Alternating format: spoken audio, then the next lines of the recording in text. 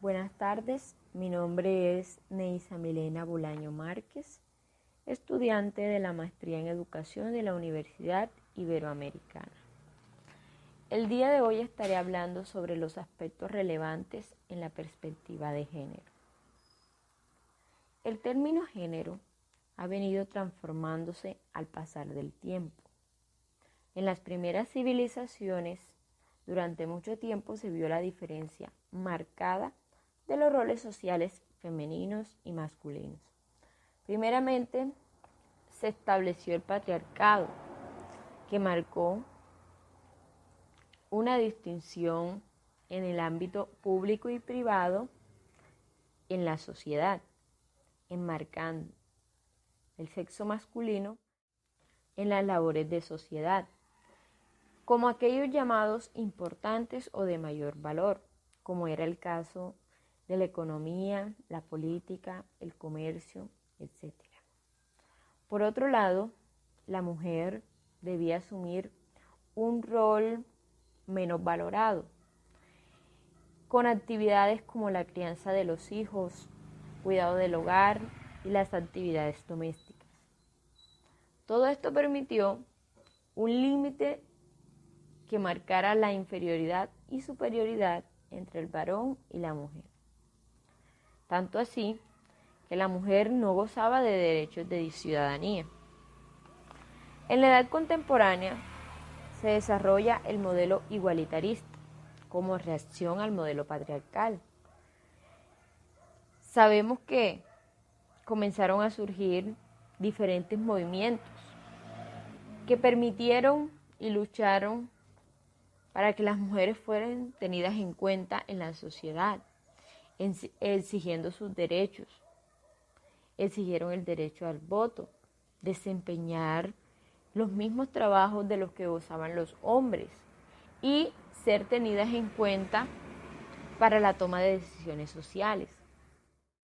Ahora bien, no todo fue como ellos lo esperaban, pues aún persistía el poder del masculinismo y nacieron una cantidad de movimientos a favor de los derechos de la mujer.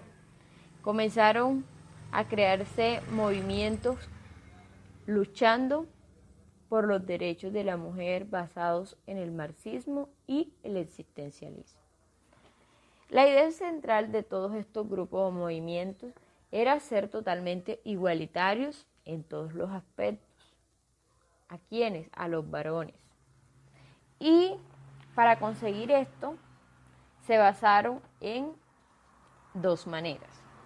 Una era la manera individualista y la otra la manera relacional. De aquí nace lo que conocemos como perspectiva de género e ideología de género. La palabra género en un inicio se usaba para referirse a femenino, masculino y neutral, es decir, a una variedad, no se refería definitivamente a algo específico. A mitad del siglo XX comienza a atribuirse a lo femenino y masculino rasgos propios de cada uno, definiendo roles en la sociedad. Otro cambio significativo vino a ser la concepción del género, es decir, la interpretación, ya que algunos movimientos feministas se referían a género como cosas propias de las mujeres, es decir, siempre lo comenzaron a usar para referirse a los aspectos femeninos. Por otro lado, se empezó a sustituir la palabra sexo por la palabra género, dando más importancia a lo entendido como cultural y no a lo biológico, sabiendo que el sexo es la parte biológica que define el ser humano y género viene a ser la formación cultural y social que se hace. En este sentido surge la perspectiva de género, que apunta a la distinción sexual y roles sociales que se construyen de la dicha diferencia, concibiendo la igualdad de derechos y oportunidades sin homogeneizar Esta perspectiva de género se basa en el enfoque racional y gracias a ello determina de forma jurídica y legal el reconocimiento de la mujer y sus derechos ante la sociedad. Es decir, una búsqueda constante de los derechos de la mujer, ya que venía de ser oprimida, ya que venía de no ser tenida en cuenta, ni siquiera de gozar de derechos ciudadanos. Por otra parte, en el enfoque individualista, pretenden el igualitarismo en forma social y jurídica, tratando de erradicar los caracteres y espacio social que habían ocupado las mujeres, emulando los valores masculinos para conseguir la igualdad. El primer deseo que prima en este enfoque viene a ser la posición que tendría la mujer en los puestos o estatus que se encontraban los varones, queriendo ser independientes en los aspectos de la vida, rechazando los roles a los que era sometida la mujer. En el siglo XX surge el feminismo radical, indicando que las personas son lo que se hace de ellas y no lo que se nace, involucrando la sexualidad, rechazando cualquier orden natural. Esto dio pie para la separación entre sexo y género, entre lo biológico y lo que se hace, lo cultural, las costumbres. Esta ideología sugiere difundir una estrategia social que dice que para que no se vuelva a dar la desigualdad, ya no se debe hablar de mujeres y varones, sino de sexos indefinidos. La ideología de género comienza a transformar la sociedad en diferentes aspectos, pues se parte de la base de la equidad, con el propósito de implementar alternativas que permitan hacer de forma igualitaria en los servicios de la sociedad. Comienza a verse su parte en la educación, donde se desarrollan estrategias educativas que permitan el aprendizaje sin discriminación alguna, rechazando cualquier situación que pueda llegar al acoso, a la violencia en el entorno donde se desenvuelve el individuo.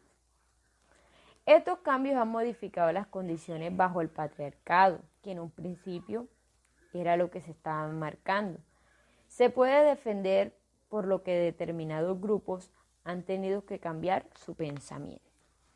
Ahora, hay que tener en cuenta la Declaración Universal de los Derechos Humanos, que destaca que todos los seres humanos nacen libres e iguales en dignidad de derechos y dotados de razón y conciencia, y deben comportarse fraternalmente los unos con los otros, enmarcando que todos deben tener la misma posibilidad, el mismo derecho, las mismas capacidades de conseguir las cosas. De toda esta lucha se vino a conseguir que la mujer fuese tenida en cuenta, fuesen valorados sus derechos y lograra posicionarse en un estatus de igualdad en las condiciones, porque todos los seres humanos vienen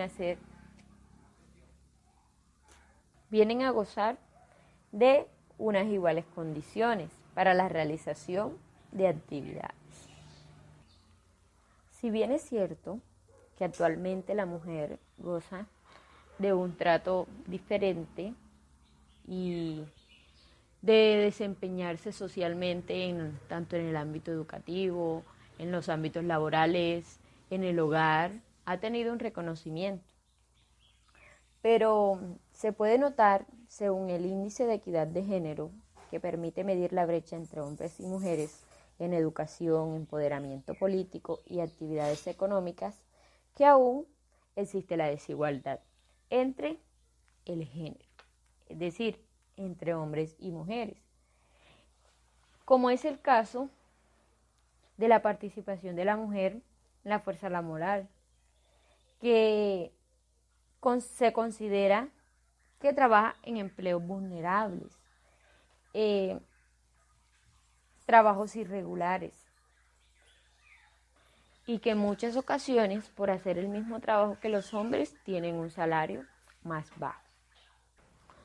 Ahora, algunos autores señalan que las mejores estrategias para lograr la igualdad y la equidad de género es promover la igualdad de trato en todas las esferas sociales, es decir, acciones positivas para hombres y para mujeres que permitan corregir las desigualdades, aplicar la perspectiva de género, permitiendo mantener una igualdad en las estructuras, organizaciones políticas y acciones, y dotar a la mujer de un papel protagónico de sus propias vidas. Es decir, que no se vean dependientes, que se vean ellas capaces de tomar sus propias decisiones en todos los aspectos de la vida social.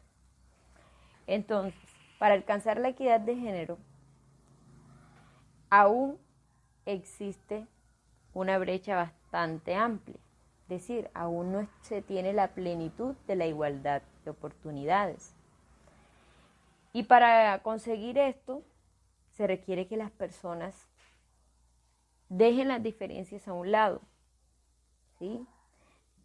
Todos podemos ser capaces de lograr actividades sociales, actividades culturales, actividades políticas, actividades individuales, ¿sí? Sin violentar, sin excluir, sin separar a las demás personas. Entonces la meta viene a ser un proceso de cambio, no solamente en las normas, sino también en el pensamiento de las personas, que permita que en lo social, cultural, político y económico y en toda la sociedad se pueda encontrar un camino en el que todos contemos con las mismas oportunidades.